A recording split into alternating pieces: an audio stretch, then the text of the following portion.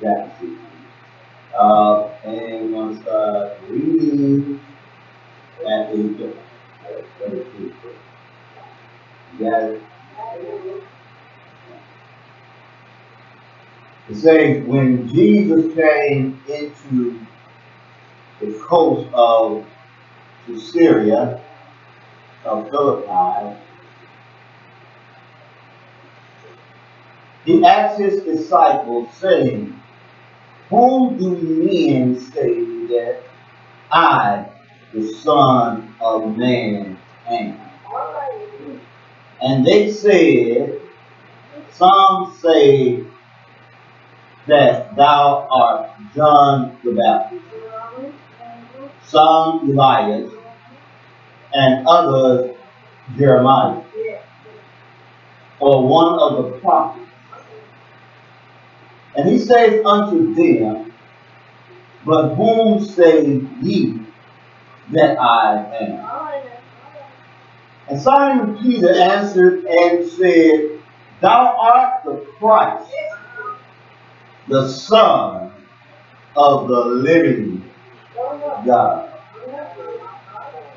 And Jesus answered and said unto him, blessed art thou, Simon Bar-Jonah, for flesh and blood hath not revealed it unto thee, but my Father which is in heaven.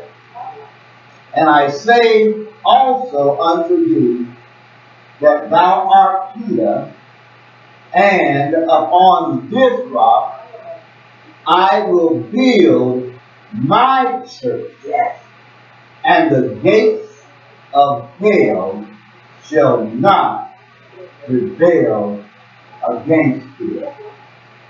I'd like to speak to you today on not on my watch.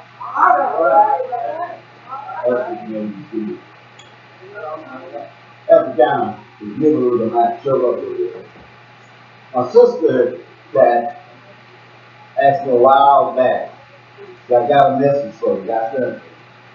Not on my watch. And oftentimes she often gives me messages. She'll say something to yourself, she'll tell me. I said, okay. But I never did get around to it. Never did get around to it. I want to feel something. I wanted something to come, but I just, never did. And I said this time that I will. And what actually led me to that, because I had a message, well, not just a message, but I have a ministry that I had vowed in special dedication to you and God earth, that the Eternal Life Ministry is going to this city to answer questions that I might answer, to ask questions that I could receive, that allow me to go over what I went over 14 years ago as a pastor, and didn't know how to handle it 14 years ago. 14 years later, with the same ministry, Eternal Life Ministry. Now, God says, now do nothing. Why? Because I didn't know where to be, or even with the ministry itself. And so the topic that he gave me, possibly, I don't know why. It wasn't preaching. So I said, well, I got to figure out how, what to do with it. And then I had a lot of different things, but it led me to this particular passage, where Jesus made a point of letting us know that regardless of what happens, hell will not conquer death. It won't do it. It won't do it. And he said that's the purpose of hell. Is death. And what will happen, as we will read in Revelation, later we'll get to it, is death and hell was taken away. It was cast in the lake of fire. Because that's what the devil wants to do. Emphasize it. And the thing about it is, how can we understand this? How can we overcome this? All the way from the beginning, is that God said, let us make man in our image. When we were created, formed to exist in the image of God, that time, at that particular point, it was eternal. When God created humanity, He created humanity to be eternal. That's how and why? Because He said it Himself. Let us make man in our own image. So what is God's image? God is eternal. There's no question about it. He's eternal. And so if we were in the image of God, then we're automatically eternal. It was so important for us to maintain eternity. Come on, brother. Amen. Give me a high five. If you will. Right there. I like giving orders. Y'all don't live in my orders. Okay. Now, where was I? Let me see, guys. Where was I? What was I asking? You're right. Give me a high five. Okay. We were created in the image of God for only one reason. Based on what I read, based on how the whole entire Bible is, it said we were created for one reason, that is to be in the image of God. There's no other reason. When He said, let us make man in our own image, after our own likeness, and let them have dominion. So what does God have? God has dominion, right? He is a dominant God. And so if we will compare to Him and His image, that's dominion, and if God has dominion, and God is spirit, and we're in His image, and God is eternal. Have we ever heard, other than those who don't really know about God, of a temporary God? Anywhere that we study about God, do we ever study about God as a temporary God? Now there are atheists that love. Even if they say that God did exist, we know they did anymore. We heard about it, we read it, and they say, well, God has to be dead. I think movies, films, and plays, God is dead. Can't be exist anymore. But if we know God, if we know me, then we know that God is eternal. And was placed upon my soul to do the eternal life ministry. I didn't know actually really how to present it, but I thought I did. But until you're actually tested with eternity, then you only know then how to present it. And this time I was blessed. God expects us to be perfect. Why? We look at this. When Jesus came along, when Jesus asked the question, it paraphrased. Now, one of these guys that I don't understand why he did it. Here he came in as a baby, this and that, escaped Egypt, and all this type of thing. Went to the temple, told the doctors and lawyers about what they should be known. When he got baptized by John, then the Holy Spirit came and rested upon him. And God said, this is my beloved Son, whom I am well pleased. So Jesus went now off all this, turning water to wine. Back to water, keep them guys together. Turn this back to water, you guys. So let's go. Okay. I'm honestly just want to know, do you guys really know who I am? And basically how we know who we are is based on what people say about us. But we listen more to people than we listen to who the person is.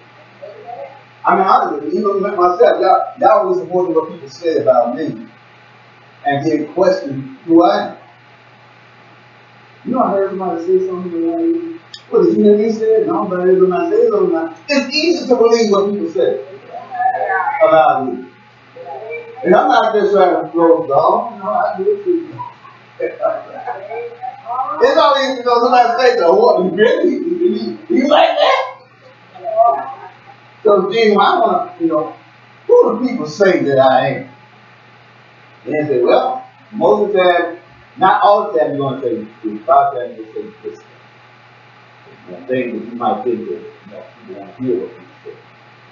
You won't tell somebody, man, somebody said you go down there, you go. Well, you think about the good stuff.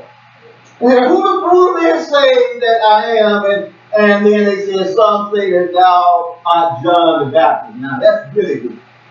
Compare Jesus to John the Baptist. Hey, John the Baptist was the man. Many fathers. He even ran a school. Many don't know this, but John the Baptist ran a school for prophets. Many people don't really know, but he actually did. That's where James and John came. That's why they were following him. He wasn't just a boy looking crazy, crying in the wilderness. This man was a teacher and instructor of what he did. And so that John the Baptist is cool. Then say Elias. Okay, well, Elias was good too. No, they called down fire for what? Yeah. What could have been Elias that walked with God? God took it. It could have been either one of those. But they're good people. Good comparison. Probably better than what you think you are, Jesus. Then they said, well, Jeremiah. Jeremiah took them. Called out of his mama. Get out now. And then, okay, well, I want to ask you this question. What do you say? What do you say? Now, Peter, he used a thought that was really strong in his mind, that in his sight. That's the original. A thought that came to thought so heavy that he had to say. Sometimes we think things and it feels so good, we gotta say it. And this one, and Peter said, you are the Christ, the Son of what God? Not dead God. The living God. The same God that created the universe. The same God that created the animals that like he did in his soul. The same God that Abraham followed. That left somewhere where he used to be and went somewhere that he knew nothing of. The same God. That's who you are. You are Christ, the Son of the living God. And then Jesus said, well, flesh and blood did not reveal it unto you. So this is revealed out. Flesh and blood. Flesh and blood. Our bodies, our cells, our mentality, our own thought pattern. It has to be a higher thought pattern, and you chose that thought. And what I'm saying to you today is that you can still do the same thing. You don't always have to choose your own thought pattern, because there is another spirit that works with your thought pattern. And then when it was so strong that Peter could not resist it, he said that you are the Christ, the Son of the living God. And he said, no, this didn't come from you, Peter. Flesh and blood didn't reveal it to you. The flesh and blood, what's flesh and blood? You. A living person. You are flesh and blood. You didn't come up with this yourself.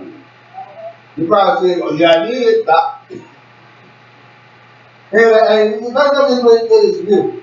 And then it said, but my Father which where is in heaven. And he still is. He's still there. And he's still revealing what we need to know about being eternal.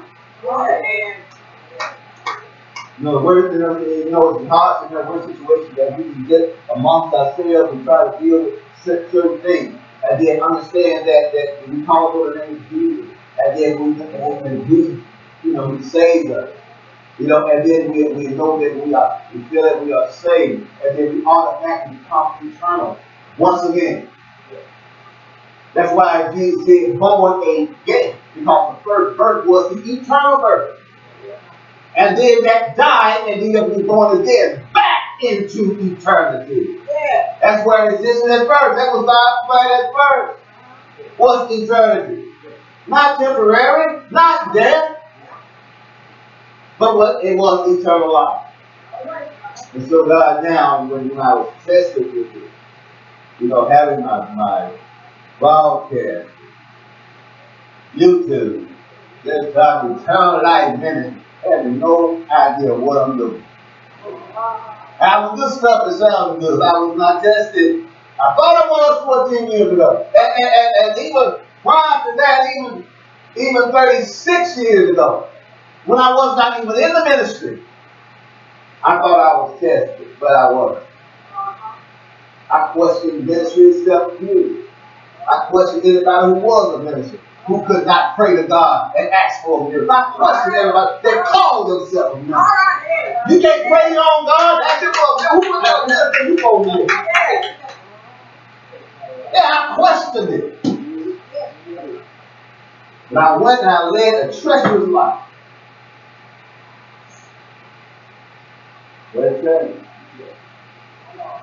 So now I thought I had something still. Not tested yet. And that's still even more test. There's even more test. The test that I stick with, the stick-to-itness, to minister to you and to the world, that eternity is the essential gift of God to every believer. And there is a reason for it. Now, to let us know, even Revelation don't tell us everything. We can read some things in Revelation, but we don't know what the total gift. The Bible says that you ain't got no idea what God is. But he knows. For whatever reason, we look at ourselves, and then even before we even come into the existence of life, there are trillions and billions of those spermatozoids trying to get into life. In only one nation. You look at them all among yourselves, that you exceed among millions that was trying to get into life. And we made it. And then even when we made that, we still had to go through the cycle. And then we came into life. And we became living souls. And we began to grow. Every single one of them. And it has been from the history of time itself. And so when God does that, he expects us to want to be eternal. Believe me, there are a lot of people don't care anything about it. And I'm going to tell you the reason why. It's because every individual thinks they're eternal. Unless they're going through certain particular situations that they just want to move you away with. But those who are not even born again believers, they feel like they're eternal.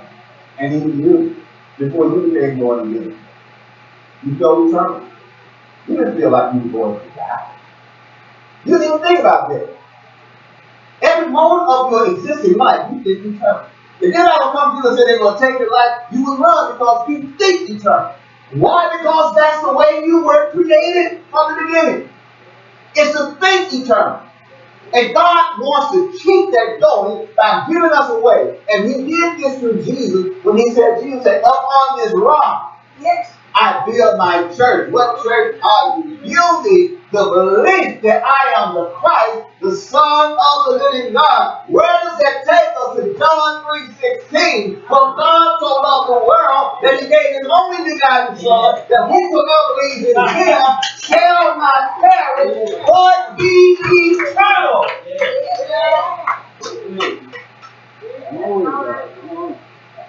We got to believe this. Miracles and trials. Everything is going to be. He's going to hit me. Hit me right now. There's some thoughts that talk, think about living is that everybody can preach. Everybody can. And the thoughts will get negative thoughts. And negative thoughts are coming into your mind right now. Right as I speak. The negative thoughts come into my mind right now. I'm doing this. I'm just saying, but that happened. Yeah. Sporting events. You have an offense and you have a defense. The offense and the defense expect you to win. To win. There's no picture game where there's not an offensive defense or a defense that just want to play defense not win. Now they probably know they can't win. They have probably the possibility of not winning, just like the game that will be on today. Like you'll wonder why that Detroit would even put on their sneakers. I mean, they might as well say, come back there. What's the point of going out there? So you got LeBron the Giant, who's gonna be out there that's gonna go crazy. Yeah. But he's gonna go crazy. They're gonna go crazy though. But they're going out there. They're going out to what the two is. And that's the way Satan is. Jesus said that. He said that the deceiver, he only had one mission. It's to kill, steal, and destroy. That's his. He don't care about none of that.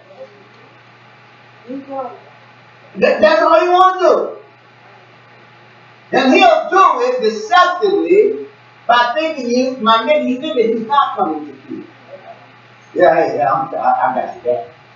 I love you so much. It gonna make him feel he make it think he's not coming at you still. Hey, I like what you got, what's yours is mine. He's saying he really meant it that way. But no, he only has one mission. But Jesus said, but I am come, that you may have life. Why would Jesus say that? Why would he say that? He said that because he knows that's why God put us here in the first place. Yeah. He put us in the first place. He put Adam here in the first place as the original human to be eternal. Because he was created in the image of God. He was created in the temporary image. He didn't tell Adam to look here now I'm going to make you like the monkey. Maybe, but I say, men some yellow. Yeah, creation could be true. You ought to be like this monkey over here. You kind of doing things on your own. Like that, you hey. Yeah, but he said in his mind, and even the creation had the audacity to draw pictures of us acting original monkeys. And then all of a sudden, some kind of way we changed, we got some sense. They ain't explain how that happened. They call that a missing link. That's all because they ignorant. So instead of us saying, well, we ignorant, we wrong, they want to be wrong, they just say missing link. But we are eternal beings. That's why we are here. And starting with this now ministry is to teaching us the importance and the value of having eternal life and how to get the eternal living. We want to teach you how to have eternal living. Once you become born again, then you are living eternal. That means that when we experience, and like what's happening when loved ones, as far as our sister was concerned, third Sunday last month was the last Sunday here. She was the last one to leave the church. She was still walking around bringing them. Most of the things you see in this church came from her. Most of the things that came from all things, even when she followed, you watch things out there, she said, I got to bring some of the masters. Her mindset was not anything but good. Someone took it, not God. Someone took it. The thing about it is that if God had not said in the beginning, that let us make man our image, that we are created eternal. If Jesus had not said, "Oh, this block I get my church gets there, you got to put that way get instead." If he had not said that, then there would be no hope. We have hope. That he has transitioned to eternity. What does it tell us now? That I got to make sure that I transition. How do I understand that? Is to know that I have to live eternal right now. No, just like I do every day, and I have to teach it. No, I have to, it's going out. It's going out here, it's going out airways, it's going out YouTube, it's going out broadcast, it's going out website. No, now, even at this age of 67 years old, now I finally understand why you gave me this ministry. All right. Not for personal reasons. It ain't about my name. Even though I'm in a good name. The poet name is right here. I don't get money for it, but you know. But the thing about it is that now, for the reason, no, and we got all the ministries are great and they're good. But God himself knows is that he created us to be eternal like him. Abraham, even in the Old Testament. But Abraham to leave where he was, he had to be thinking eternal. You know, Moses had to be thinking eternal. The three children of Shadrach, Meshach, and that big Negro. I'm the little Negro, that wasn't just, Meshach. I'm the little. They thought eternal. Because if you burn us up, if you don't, we still ain't gonna die. They did not have a cross to look toward. They did not have the blood of Jesus to call upon. But they knew that eternity had to exist. Now, when we got this, and we have to be eternal, and it's going to be a test.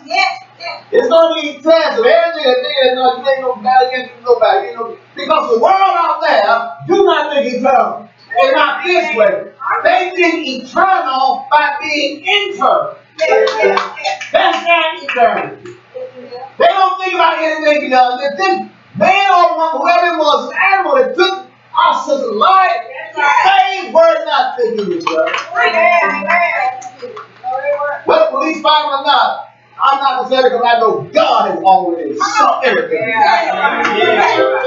And they have to face him one day. He's not already doing it. Now, it'll be good if the police, that's fine. Before they got even one inch of that, God was the eyewitness. Maybe they got a lot of stuff that I used to do, God was the eyewitness. You know, maybe not. So I know now I have to change. Like I tell people say, my life will never be the same. It will never be the same. It will never be the same. Because I have to be better. I can't be the same. I'd rather be better. And this is what it is. This is what it's all about. So this will be eternal life ministry. Now my wife never been teaching the things that we do and all that, because eternal life as in the building, brother from Genesis to is talking about eternal life. And there's something special that we do. The first thing